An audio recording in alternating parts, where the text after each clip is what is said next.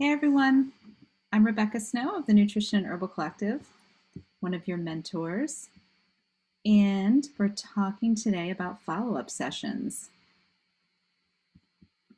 Let me share my screen and we can get started. Yeah, so some people graduate school and really don't feel like they know how to run a follow-up session because they might have focused primarily on initial consults.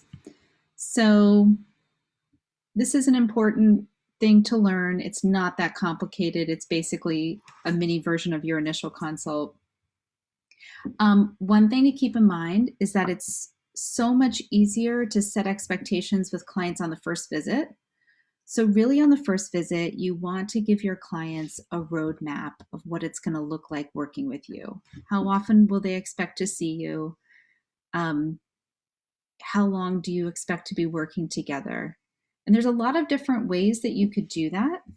Let me share a couple formats. So when it comes to scheduling your sessions with your clients, what's the frequency and the timing of how often you're going to be seeing each other? So some people work with packages, so they might sell a 3-month or 6-month package and meet regularly with their clients anywhere from 1 to 4 weeks. 1 week would be super coaching oriented, whereas 4 weeks might be more clinically oriented, where you're looking for a physiological change between visits. In those circumstances, clients pay for installments, pay for packages, in a bulk fee. So that might include communication between visits. Now, another format would be to have a preset number of meetings. Maybe you put that clients through a 6 or 8 week program, or 6 or 8 week meetings over 12 weeks or longer, where you're covering certain topics at each meeting. So then you have a topic of choice at your second or third meeting that's already pre-planned, and then the client knows what to expect at that follow-up session. I use a customizable follow-up plan. So after I meet with the client and I get a sense of what their needs and goals are, I tell them what I think that follow-up plan is going to look like for them at the first meeting. Some practitioners do a report of findings at the first follow-up. This is a great option if you're feeling really overwhelmed making recommendations on the first visit and you feel like you need a week time after you meet with the client, to really formulate their plan. This is also good if you want to vet the plan in the internship on the Facebook page. You can kind of, get feedback from Sunny and I about your plan before you deliver it to the client. So you could do the first visit would be your gathering information, and then the second visit would be delivering your plan. Now, remember, when you deliver your plan, you want to deliver it in such a way that the client is choosing the plan. So you let them know what you're thinking, you give them some ideas of where you're thinking you want to go, and you have them opt in to that so that there's buy-in. Otherwise, you'll find that clients aren't really following the plan because it's your design, not theirs. So you really want to design that together. But what the week gives you is time to kind of research their condition a bit more and get a better confidence about how you're working with their particular needs. And then there's just a less structured approach that's very free-flowing and really could be client guided. The client might just say, I want to see you in 4 weeks. Now, I think that there are different styles of practice that lend themselves to different frequency and timing of visits. There's the very clinically oriented style where your work together is really geared towards healing certain body systems. Maybe you're healing inflammation or healing the gut or working on detoxification. Maybe you're helping them balance their hormones. So ultimately, the visits are focused on particular health goals that you're tracking through signs and symptoms and FPE lab changes. And therefore, your follow-up visits are going to be really geared towards how they're feeling, how they're doing with the plan, and how you're moving along towards those goals. Then there might be somebody who works more behavior change oriented. So maybe that person is much more focused on what the client's doing. Maybe the overarching theme is mindfulness, weight loss, or healthier eating. And therefore, each visit is focused on specific behavior changes the client's making and how they're incorporating that in their life and when they're ready to take on their next step, new behavior change. Then there's the wellness education oriented model, which works well in red states or states you can't do medical nutrition therapy. Actually, the second two styles work well when you don't have full scope of practice to do medical nutrition therapy.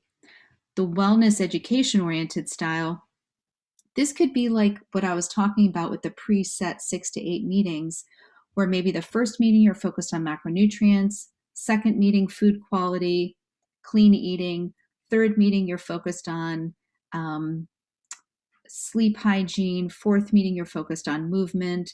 And so you have a predetermined plan for each client that you work them through these areas, kind of like the wellness wheel.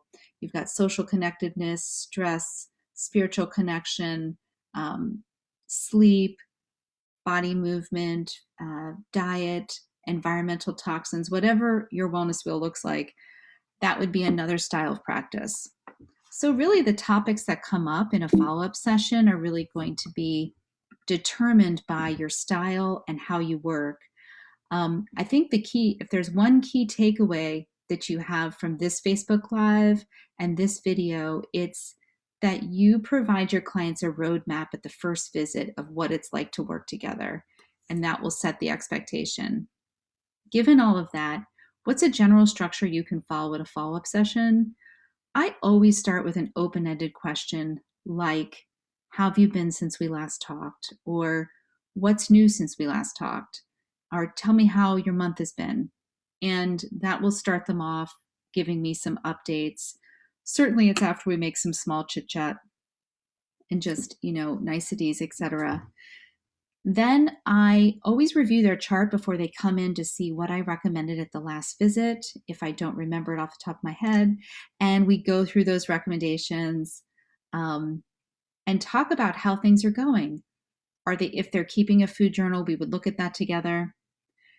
If they're doing mindfulness exercises, we would talk about that practice and what they've learned from it, what experiences they've had, any other aha moments. If I recommended supplements, I would check in with how they're taking them just to make sure that their perception of it is what I had recommended, what kind of response they've had, if any, and other noticings. So we check in with all those previous recommendations. We identify any new issues or realizations that have come up for them since we last met. And then I'll also ask, is there anything else you want to make sure that we cover or talk about this follow-up visit? Sometimes there's something way out of left field and we only have 10 minutes left, and I say, let's bookmark that for the next session. If we don't have time, because we've spent so much time reviewing the previous recommendations and how they're integrating that or not integrating that, what roadblocks have come up. The thing is that sometimes the first follow-up is the most intense because you just met them at the first session. This is your first time to check in. Really, you really get a sense of somebody's willingness to change, motivation to change when you meet with them at that second visit, because you might have had an expectation, or even they had an expectation they were going to be able to do more than they could. And then you have to reassess your plan and make it doable for them. So maybe you find out they're more sensitive to supplements than you thought and you have to take it slower, reduce your doses. Maybe you find out that they can really only do one or two things between visits, and so you create less expectations, simpler plans. Maybe you find out that they don't read anything you give them, so you spend less time on handouts. So at that second visit, you really find out their personality and what they're ready for. At that point, you want to revamp your plan, your roadmap as needed. Maybe it stays the same, maybe it doesn't.